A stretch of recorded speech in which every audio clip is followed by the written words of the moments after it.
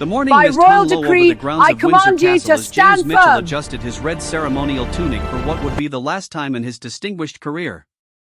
23 years of unwavering service to the crown had earned him respect among his peers and recognition from the highest levels of the royal family.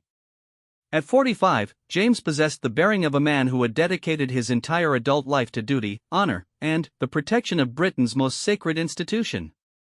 The crisp October air carried the familiar sounds of the changing guard ceremony preparations.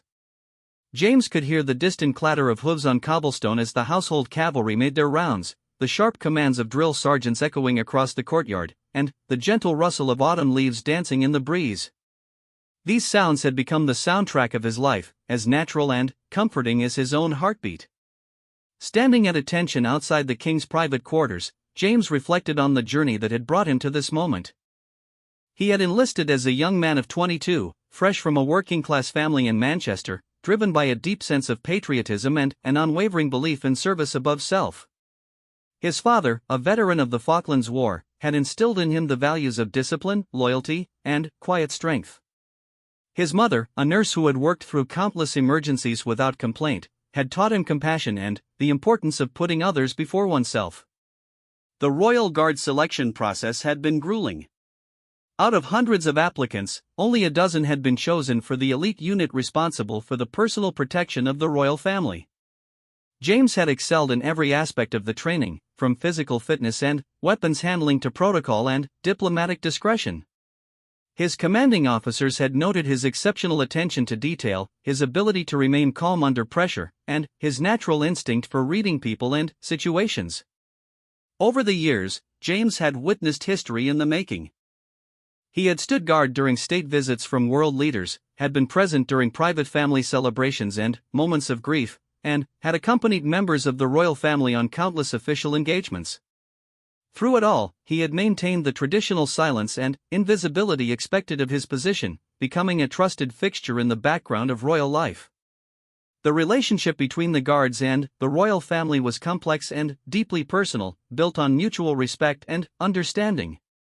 While protocol dictated formal interactions, James had observed the genuine warmth and appreciation that the royals showed toward their protection detail. King Charles, then Prince of Wales, had once personally thanked James for his quick thinking during a security incident at a charity event. The late Queen Elizabeth II had remembered his name and always inquired about his family during the rare occasions when they crossed paths in the castle corridors. James had married Sarah, a primary school teacher, 5 years into his service. Their relationship had weathered the unique challenges of his profession, the long hours, the constant travel, and the absolute requirement for discretion about his work. Sarah understood that her husband's commitment to duty sometimes meant missing family celebrations, school plays, and quiet Sunday mornings together. But she also recognized the deep pride and sense of purpose that his service gave him. Their 2 children, Emma and Thomas, had grown up with an unusual understanding of their father's work. They knew he protected important people, but the full scope of his responsibilities remained carefully hidden behind the walls of national security and royal protocol. James had always been determined to shield his family from the pressures and potential dangers of his position while still being present and engaged as a husband and father. The morning routine at Windsor Castle followed a precise schedule that had been refined over decades. James's shift began at 6 o'clock with a comprehensive security briefing that covered the day's planned activities, potential security concerns, weather conditions, and any special considerations. The briefing was conducted by the head of Royal Protection, a stern but fair man named Colonel Harrison who had served in various capacities for over 30 years. Today's schedule included a private meeting between King Charles and several members of the Privy Council, followed by a luncheon with visiting dignitaries from the Commonwealth nations. Queen Camilla had her own agenda, which included a visit to a local children's hospital and a private tea with several charity directors. The afternoon would conclude with a joint appearance at a Veterans Remembrance Ceremony, an event particularly meaningful to James given his own military background and deep respect for those who had served. As James took his position outside the royal apartments, he noticed the subtle signs of increased activity within the castle. The housekeeping staff moved with purpose through the corridors, ensuring that every surface gleamed and every detail met the exacting standards expected for royal entertaining. The kitchen staff had arrived early to begin preparations for the luncheon, their quiet efficiency a testament to years of experience in serving the most demanding and important guests. The castle itself seemed to hum with anticipation. Windsor Castle had been home to British royalty for nearly 1,000 years, its ancient stones bearing witness to countless moments of triumph, tragedy, celebration, and sorrow. James felt the weight of that history every time he walked through its halls, understanding that he was playing a small but important role in an unbroken chain of service and tradition. The morning light filtering through the tall windows cast long shadows across the polished floors. James could see the ground stretching out beyond the castle walls, where early joggers and dog walkers were beginning their daily routines, largely unaware of the historic significance of the building that dominated their landscape.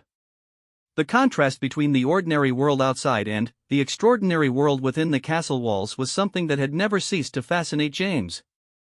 As the clock in the nearby tower chimed 8 o'clock, James heard the familiar sound of footsteps approaching from within the royal apartments. The day was beginning in earnest, and with it came the responsibilities, challenges, and unexpected moments that defined life and service to the crown. James straightened his shoulders, checked his posture one final time, and prepared himself for whatever the day might bring. The heavy oak door to the royal apartments opened slowly, and James felt the familiar surge of alertness that came with the beginning of his active duties. Today, like every day for the past 23 years, he would stand as a silent guardian, a protector of tradition, and a servant of the crown. He had no way of knowing that before the sun set on this seemingly ordinary day, his entire world would be turned upside down, and his life of quiet service would become the center of an international scandal that would rock the very foundations of the monarchy. The morning breeze picked up slightly, rustling the carefully maintained gardens visible through the windows. James took a deep breath, centered himself in the moment, and began what would become the most significant day of his distinguished career. In the distance, he could hear the first tour groups of the day being assembled, their excited chatter a reminder of the public fascination with royal life and the institution he had devoted his life to protecting. Little did James know that by evening, his name would be known around the world, and his decision in the next few hours would demonstrate a level of grace, dignity, and strength that would inspire millions and forever change how the world viewed both the royal guard and the delicate human relationships that existed behind the formal facade of royal protocol. The tension in Queen Camilla's private study was palpable as James maintained his position near the doorway. What had begun as a routine day was rapidly evolving into something far more complex and troubling. The Queen Consort sat behind her mahogany desk, her usually composed demeanor showing cracks of frustration as she reviewed a stack of correspondence that seemed to grow more overwhelming by the minute. James had noticed the change in atmosphere almost immediately upon arriving at his post outside the Queen's chambers. The usual pleasant exchanges between Camilla and her personal secretary, Mrs. Patricia Hendricks, had been replaced by terse, whispered conversations and worried glances. Phone calls were being made behind closed doors, and the normally efficient routine of the royal household seemed disrupted by an undercurrent of anxiety. The source of the disturbance had become clear through fragments of conversation James couldn't help but overhear. A series of particularly vicious articles had appeared in several tabloid newspapers, attacking Queen Camilla's character, her past, and her role within the royal family with unprecedented cruelty. The articles went beyond the usual media scrutiny that all royals faced, crossing lines of decency and respect that even the most aggressive journalists typically observed. James understood the unique pressures faced by Queen Camilla. Unlike those born into royalty, she had entered the royal world later in life, bringing with her a complex history that had been subjected to decades of intense public scrutiny. Her relationship with King Charles, which had eventually led to their marriage, had been the subject of countless articles, books, and documentaries. While public opinion had largely softened over the years, particularly as people witnessed her genuine commitment to charitable work and her obvious devotion to the king, there remained pockets of resentment and criticism that occasionally flared into public view. The articles in question had been particularly cruel, questioning her intelligence, her motives, and even her right to bear the title of Queen Consort. They had dredged up old scandals, twisted charitable activities to suggest ulterior motives, and painted a picture of a woman driven by ambition and greed rather than genuine service and love. The timing was especially painful, coming just days before a major charity gala that Camilla had been organizing for months to raise money for literacy programs in disadvantaged communities. As James observed from his position, he could see the emotional toll these attacks were taking on the Queen. Despite her years of experience dealing with media criticism, the sheer viciousness of the current campaign seemed to have caught her off guard. Her usually perfect posture had slumped slightly, and her hands trembled almost imperceptibly as she turned the pages of the offensive articles. Mrs. Hendricks, a woman of 65 who had served in various royal households for over 3 decades, moved around the study with the efficiency of someone trying to maintain normalcy in an increasingly difficult situation. She fielded phone calls from palace press officers, coordinated with security teams about potential protests, and attempted to shield her employer from the worst of the media storm while keeping her informed of necessary developments. James had developed a deep respect for Queen Camilla during his years of service. Unlike the distant, formal relationship he had with some members of the royal family, Camilla had always acknowledged his presence with genuine warmth. She remembered his name, asked about his family, and showed a level of personal interest that went beyond mere politeness. He had witnessed firsthand her dedication to her charitable work, her genuine concern for the causes she supported, and her efforts to adapt to the demanding requirements of royal life. The morning had progressed with a series of difficult phone calls and crisis management meetings. James had watched as advisors, press officers, and senior royal staff had come and gone from the Queen's study, their faces bearing expressions of concern and frustration. The usual protocol of announced visitors had been abandoned in favor of urgent, whispered conferences about how to respond to the media onslaught. Through the partially open door, James could hear fragments of heated discussions about legal action, public statements, and strategies for minimizing the damage to the royal family's reputation. The palace's usual approach of dignified silence seemed inadequate in the face of such sustained and personal attacks.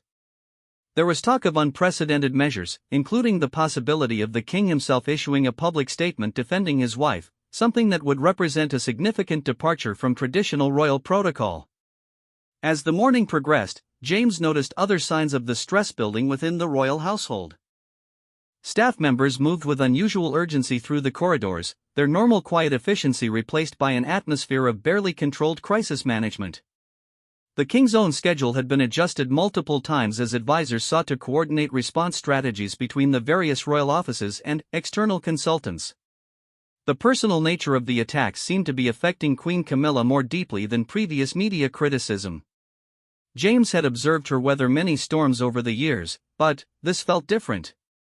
The articles weren't just attacking her public role or policy positions, they were attacking her fundamental worth as a person, her intelligence, and her right to exist within the royal sphere. For someone who had spent years working to earn acceptance and respect, such personal attacks represented a particularly painful form of rejection. Around mid-morning, James witnessed a moment that would stay with him for the rest of his life. Queen Camilla had been on a particularly difficult phone call with a senior advisor about potential legal responses to the most egregious articles. The conversation had been lengthy and clearly frustrating, with the Queen becoming increasingly agitated as various options were discussed and ultimately dismissed as either ineffective or potentially damaging to the broader royal reputation. When the call finally ended, Queen Camilla sat in silence for several long minutes, staring out the window at the castle grounds where tourists were beginning to gather for the morning tours. James could see her reflection in the glass, and the expression of pain and exhaustion on her face was heartbreaking. This was not the composed, dignified royal figure that the public saw, but a human being struggling with the very real emotional cost of constant public scrutiny and criticism. It was at this moment that a young staff member, new to the royal household and clearly nervous about the current crisis, entered the study with yet another stack of newspapers and magazines containing additional negative coverage. The young man, perhaps 25 years old and trying his best to maintain professional composure, approached Queen Camilla's desk with obvious reluctance. James watched as the Queen's face went through a series of emotions as she scanned the headlines and photos that accompanied the latest round of articles. He could see anger building in her expression, mixed with hurt and a growing sense of frustration at her inability to defend herself effectively within the constraints of royal protocol. The usually gracious and controlled woman who had won over the British public through years of dedicated service was reaching a breaking point. The atmosphere in the room had become almost unbearably tense. Mrs. Hendricks hovered nearby, clearly wanting to intervene but uncertain about how to help her employer navigate this unprecedented situation. The young staff member stood frozen, suddenly realizing that his delivery of the latest negative coverage had been poorly timed and was causing additional distress. James felt a growing sense of unease as he observed the scene unfolding before him. His training had taught him to remain neutral and invisible during family crises and personal moments, but his human instincts were telling him that something significant was about to happen. The combination of sustained stress, personal attacks, and the feeling of being trapped within a system that prevented her from defending herself was creating a perfect storm of emotional pressure. As Queen Camilla rose from her desk, her movements sharp and agitated, James positioned himself more alertly by the door. Years of experience had taught him to recognize the signs of an impending crisis, and every instinct he possessed was telling him that the situation was about to escalate in ways that would require his immediate attention and, potentially, his intervention. The young staff member, sensing the tension in the room, began to back toward the door where James stood. It was clear that he regretted his timing and was eager to escape what had become an extremely uncomfortable situation. As he moved past the Queen's desk, still clutching some of the offensive newspapers, Queen Camilla's carefully controlled composure finally cracked, setting in motion a sequence of events that would shock the world and forever change the lives of everyone in that room. The moment that would define James Mitchell's legacy unfolded in slow motion, yet happened so quickly that those present would later struggle to piece together the exact sequence of events.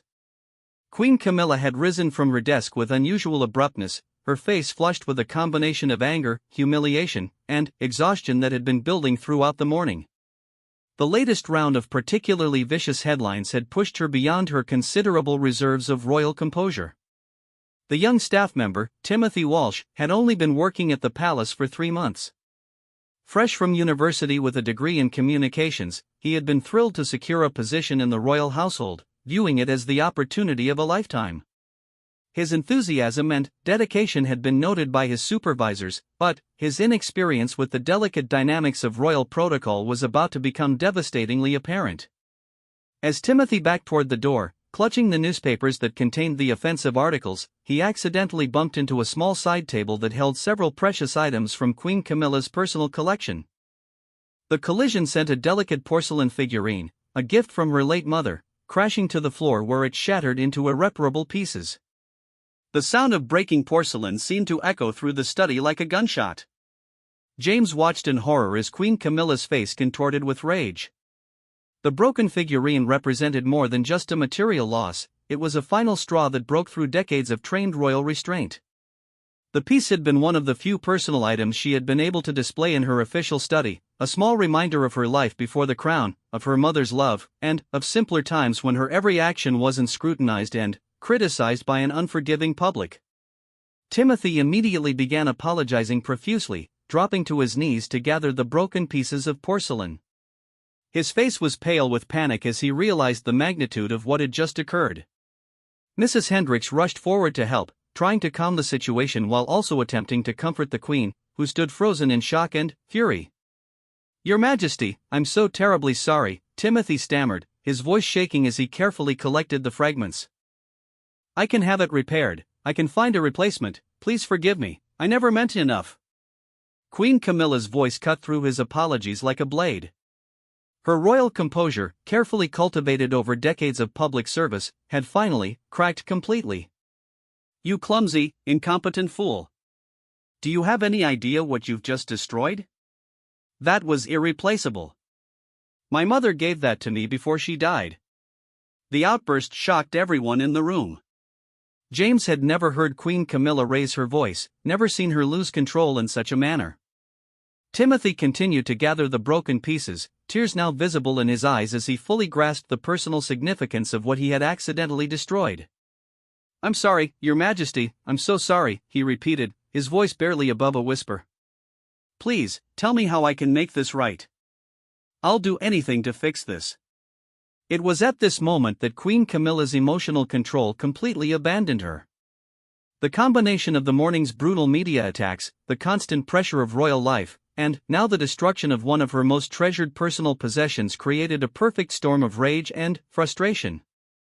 In a moment that would haunt her for the rest of her life, she took 2 quick steps toward the kneeling young man and, in a gesture that contradicted every principle of royal behavior, spat directly at him.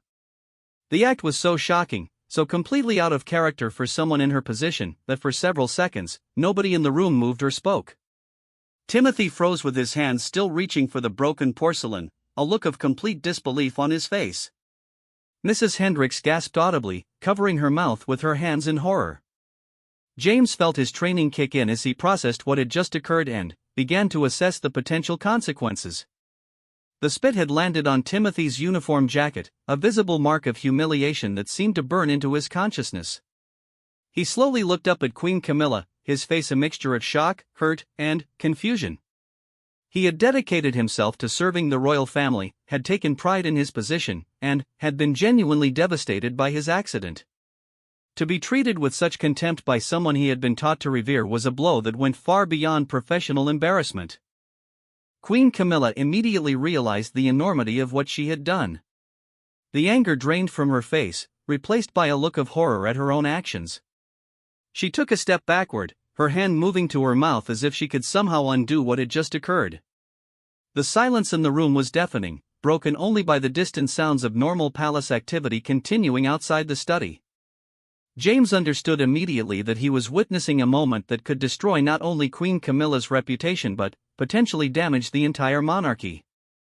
The scene before him was precisely the kind of incident that enemies of the royal family would use to argue that the institution was fundamentally corrupt, that beneath the polished exterior lay the same prejudices and cruelties that characterized the worst aspects of the class system. Timothy slowly rose to his feet, still holding fragments of the broken figurine. His movements were careful and deliberate, as if he was trying to maintain some shred of dignity in an impossibly humiliating situation. When he spoke, his voice was quiet but clear, carrying a weight that seemed far beyond his years. "Your Majesty," he said, looking directly at Queen Camilla with a composure that was remarkable under the circumstances, "I understand that you're upset about your mother's figurine. I understand that this morning has been difficult for you. But I don't deserve to be treated this way. I made an honest mistake, and I was prepared to take full responsibility for it. What you just did was wrong." The simple dignity of his response seemed to strike Queen Camilla like a physical blow. She could see in his face the hurt and disappointment of a young man who had believed in the institution he served, who had been taught that the royal family represented the highest ideals of British society, only to discover that they were capable of the same petty cruelties as anyone else. Mrs. Hendricks moved forward tentatively, unsure of how to proceed in a situation that had no precedent in royal protocol. Her decades of experience had prepared her for many crises, but nothing in her training had covered how to handle a situation where a member of the royal family had publicly humiliated a staff member in such a degrading manner. James made a decision that would define the rest of his life. Stepping forward from his position by the door, he addressed the room with the calm authority that had made him one of the most respected guards in the royal household. "Your Majesty," he said, his voice respectful but firm, "I believe Mr. Walsh deserves an apology. What happened here was an accident, and his response has been entirely appropriate. Your actions, while understandable given the stress you've been under, were beneath the dignity of your position and hurtful to a dedicated member of your staff." The intervention of the royal guard shocked everyone present. James had broken one of the fundamental rules of his position by inserting himself into a private royal matter and, even more significantly, by criticizing the behavior of a member of the royal family.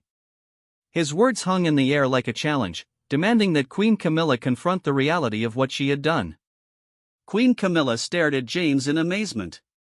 In 23 years of service, he had never spoken to her in anything other than the most deferential terms. His willingness to risk his career to defend a young staff member spoke to a level of moral courage that commanded immediate respect. She could see in his eyes the disappointment of someone who had devoted his life to protecting an institution that was supposed to represent the highest ideals of service and dignity. The weight of the moment pressed down on everyone in the room. Timothy stood holding the broken pieces of the figurine, still processing the surreal nature of what had just occurred. Mrs. Hendricks watched in fascination as decades of rigid protocol dissolved before her eyes. And James waited, having made a choice that prioritized human dignity over institutional loyalty, for Queen Camilla to respond to his unprecedented challenge. The next few moments would determine not only the immediate consequences for everyone in that room, but would set in motion events that would ultimately demonstrate the true character of each person present and reveal whether the monarchy could evolve beyond the rigid hierarchies that had defined it for centuries. The silence that followed James's unprecedented intervention stretched for what felt like an eternity. Queen Camilla stood motionless, her face cycling through expressions of shock, embarrassment, and something that might have been relief. For the first time in her adult life, someone had held her accountable for her actions in a direct, honest way, without the layers of diplomatic language and careful protocol that typically insulated her from uncomfortable truths. Timothy Walsh continued to hold the broken fragments of the porcelain figurine, his young face bearing an expression of bewilderment as he tried to process the extraordinary sequence of events he had just witnessed. Mrs. Hendricks remained frozen near the desk, her decades of experience in royal service providing no guidance for a situation that had moved so far beyond established protocol. James maintained his position near the door, his military bearing unchanged despite having just committed what amounted to professional suicide. His intervention had been instinctive, driven by a moral compass that valued human dignity above institutional hierarchy. He had seen too much genuine goodness in Queen Camilla over the years to believe that her moment of cruelty represented her true character, but he also couldn't stand by while a decent young man was humiliated for an honest mistake. The weight of his words seemed to settle over Queen Camilla like a heavy cloak. She could feel the truth of his statement in every fiber of her being. The stress of the morning's media attacks, while real and painful, provided no justification for treating Timothy with such contempt. Her mother, whose memory was embodied in the broken figurine, would have been horrified by her daughter's behavior. Slowly, as if awakening from a nightmare, Queen Camilla's royal training began to reassert itself. But, rather than the cold, formal composure that typically characterized royal damage control, something deeper and more genuine began to emerge. The woman who had spent decades learning to navigate the complexities of public life with grace and dignity recognized that this moment required not royal protocol, but simple human decency. "Timothy," she said softly, her voice carrying none of the anger that had characterized her earlier outburst. "James is absolutely right. What I did was inexcusable, regardless of the circumstances. You didn't deserve that treatment, and I am deeply sorry." The apology hung in the air, simple and direct in a way that royal statements rarely were. Timothy looked up from the broken porcelain, surprise evident on his face.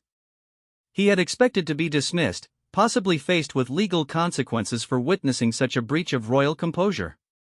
An actual apology from Queen Camilla was beyond anything he had imagined possible. "Your Majesty," he began hesitantly, "I understand that you're under tremendous pressure. The things they're writing about you in the newspapers are cruel and unfair. I should have been more careful with your mother's figurine.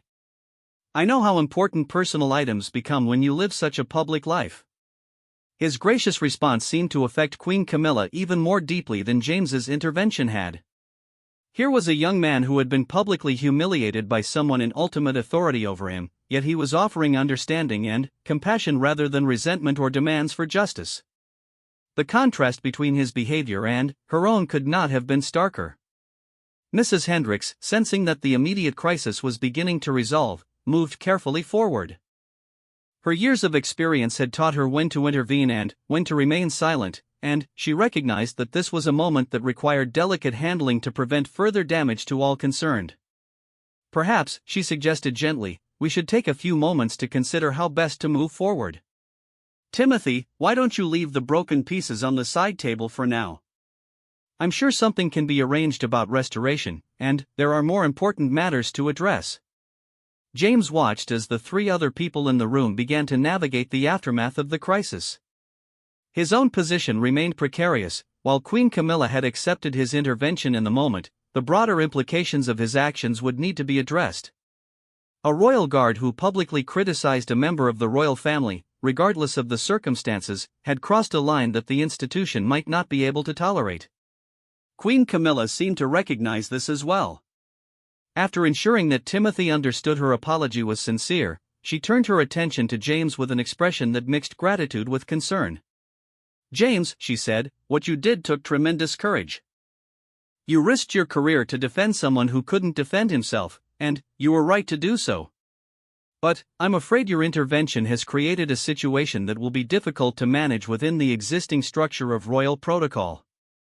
James nodded, understanding the implications of his choice.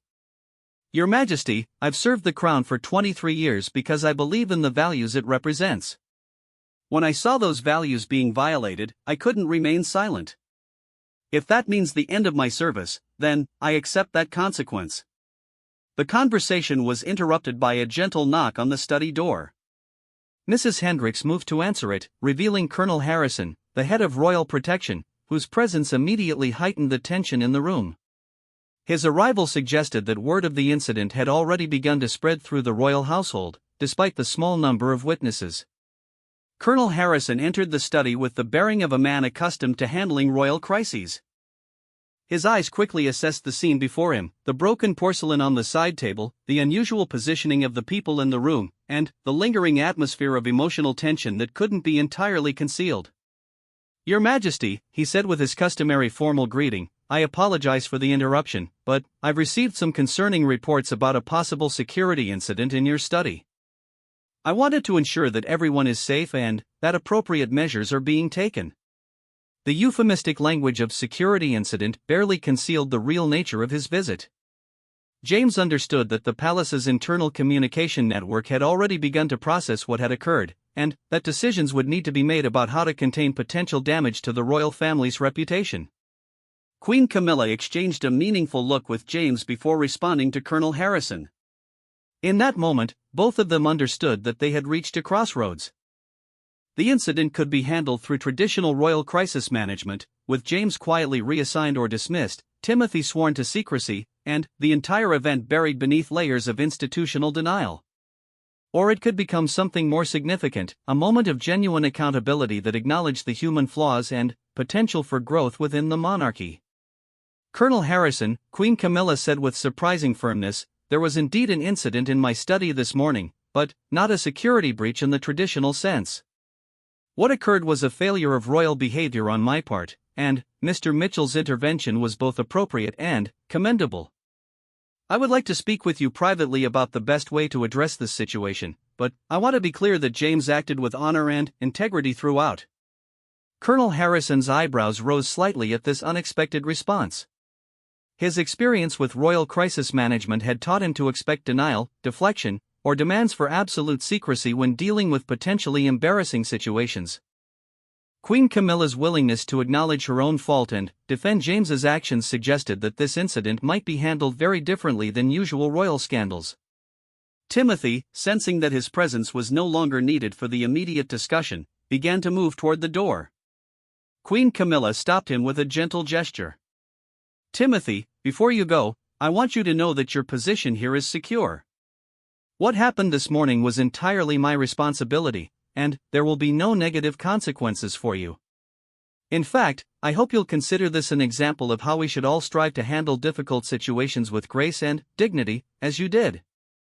As Timothy left the study, carrying with him a story that would shape his understanding of human nature and institutional responsibility for the rest of his life, the three remaining people in the room began to grapple with the unprecedented challenges created by the morning's events.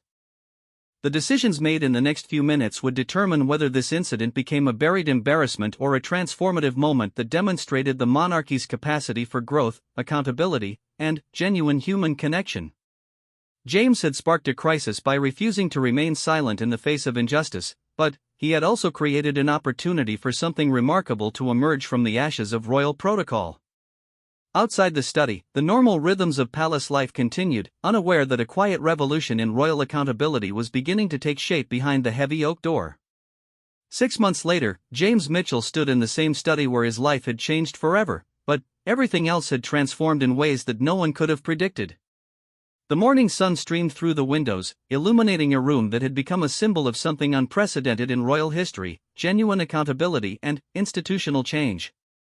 The immediate aftermath of what the media had dubbed the figurine incident had been unlike any royal crisis in modern memory. Instead of the traditional palace response of silence, denial, or carefully worded statements that revealed nothing, Queen Camilla had made a decision that shocked both the royal establishment and the public at large. Within hours of Colonel Harrison's arrival in the study that fateful morning, Queen Camilla had insisted on releasing a personal statement that took full responsibility for her actions. The statement was remarkable not only for its directness but for its genuine emotion and commitment to personal growth.